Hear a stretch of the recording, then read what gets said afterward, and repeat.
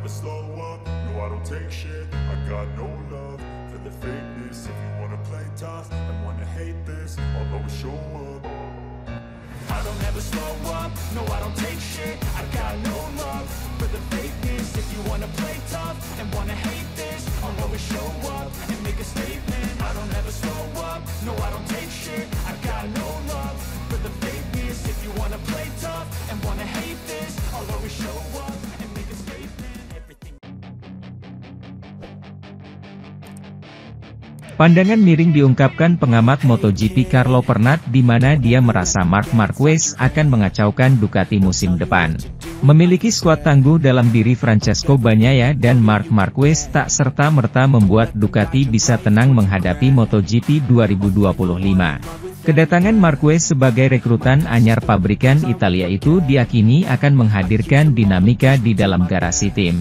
Misi kebangkitan tentunya akan diusung Ducati pada MotoGP 2025 setelah Francesco Bagnaia selaku andalan mereka gagal mempertahankan gelar. Dengan riwayat Marquez sebagai peraih 8 gelar juara dunia ditambah dengan Bagnaia, Ducati harus bisa mengelola ego keduanya. Hal inilah yang dikhawatirkan Carlo Pernat selaku pengamat MotoGP di mana kedatangan Marquez berpotensi menghadirkan masalah. Dari sisi usia, rider Spanyol itu tentunya berada dalam masa-masa rentan cedera karena akan menginjak 32 tahun pada musim depan. Memang benar mereka merekrut seorang juara dunia 8 kali, namun ia telah berusia 32 tahun, ucap Pernat menjelaskan. Dan, saya yakin, tahun depan ia akan menimbulkan beberapa masalah di dalam tim ini, imbuhnya. Bagi pria asal Italia tersebut, Ducati telah salah langkah dengan mendatangkan seorang Marquez sebagai tandem Bagnaia. Dengan datangnya pembalap asal Spanyol itu, pasukan Borgo Panigale telah kehilangan sejumlah sumber daya potensial mereka. Talenta-talenta muda memilih hijrah ke tim lain seperti Enea Bastianini yang tempatnya diambil alih oleh Marquez. Selain itu, masih ada Jorge Martin yang baru saja meraih gelar juara dunia pada MotoGP 2024 bersama Pramac Racing. Pembalap berjuluk Martinator tersebut akan memakai nomor 1 bukan untuk Ducati melainkan Aprilia Racing pada MotoGP 2025 mendatang. Mengikuti jejak Martin, Marco Bezzecchi juga akan hengkang ke Aprilia usai mengakhiri petualangan bersama Pertamina Enduro VR46 Racing Team. Tak hanya pembalap saja, Ducati juga kehilangan Pramac Racing yang selama ini menjadi mitra mereka sebagai tim satelit. Tim milik Paolo Campinotti tersebut akan menggandeng Yamaha dalam proyek berkelanjutan mereka di kelas utama MotoGP. Sementara itu, pembalap Madrid ini berbagi visinya dalam perjalanan menuju gelar juara, tantangan pribadinya dan ambisinya untuk meninggalkan jejak dalam sejarah sepeda motor.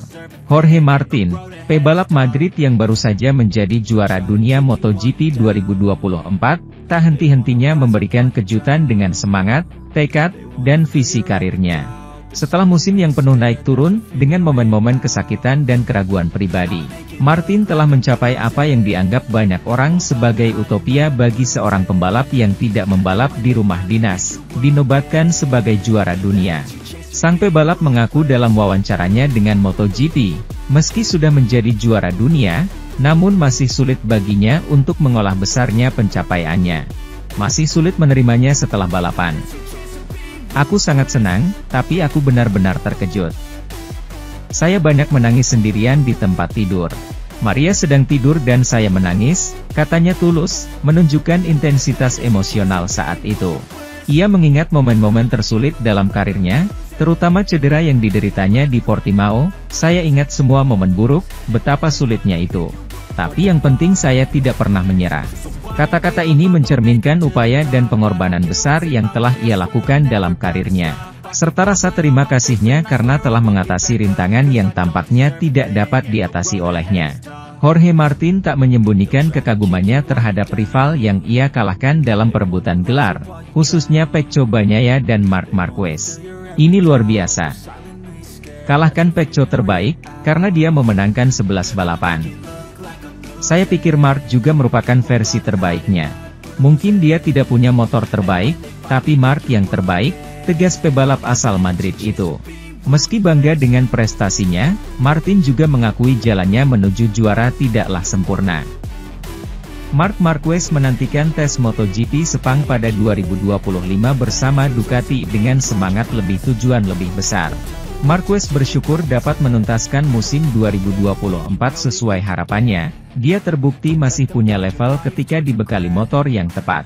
Sejak pindah ke Gresini dengan motor Ducati Desmosedici MotoGP, juara dunia 8 kali itu langsung melesat. Bahkan Marquez berhasil konsisten sering berada di barisan depan tiap kali balapan. Hingga berhasil finish di peringkat ketiga, dekat dengan persaingan intens antara Jorge Martin dan Francesco Bagnaia. Padahal, Marquez musim ini menggunakan GP23, beda dengan Martin dan Bagnaia yang pakai GP24. Setelah menemukan jati dirinya kembali, pembalap berusia 31 tahun itu pun sudah visioner. Membuat kerangka pikiran tentang apa saja tujuannya pada musim depan. Salah satu hal yang dilakukan Marquez sekarang adalah mereleksikan diri dan menjaga tubuhnya agar tetap bugar. Dia tahu diri, selain sudah tak muda, fisiknya yang diterpa cedera parah sejak Jerez 2020 sudah tidak bisa lagi seperti semula. Inilah yang sekarang jadi titik lemah Marquez.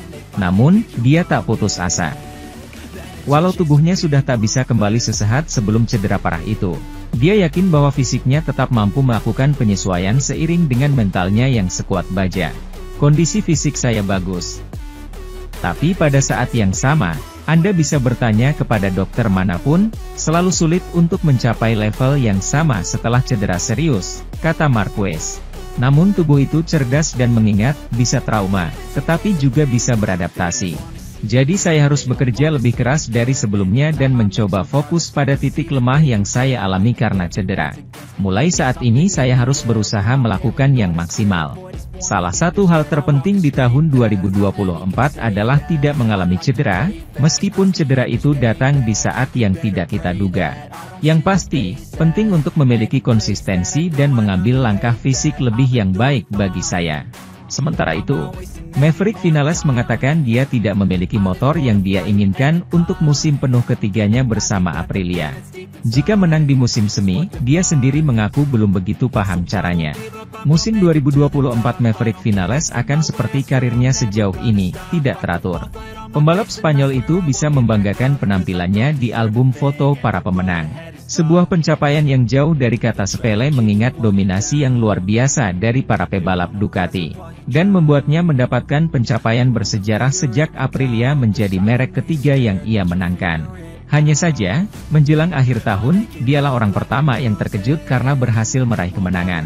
Saat itulah awal musim dan kesuksesannya terkonsentrasi pada 2 Grand Prix, di mana ia tampaknya telah menyatukan semua potongan teka-teki untuk kini menuai hasil karyanya bersama Aprilia. Hal ini menghasilkan kemenangannya di sprint Portimao, diikuti dengan menghabiskan akhir pekan penuh di posisi teratas di Austin, dalam kedua format balapan. Di antara keduanya, ia juga menjadi yang terdepan di ajang utama Portugal, kedua dalam waktu lama setelah Jorge Martin. Dekat di belakang Enea Bastianini di penghujung balapan, ia baru saja disalip saat terjatuh di awal lap terakhir, akibat masalah teknis yang kemudian dikaitkan dengan kesalahan manusia. Meski tingkat performa yang ditampilkan saat itu, Vinales menilai motornya tidak terlalu memungkinkannya bertarung memperebutkan posisi terbaik.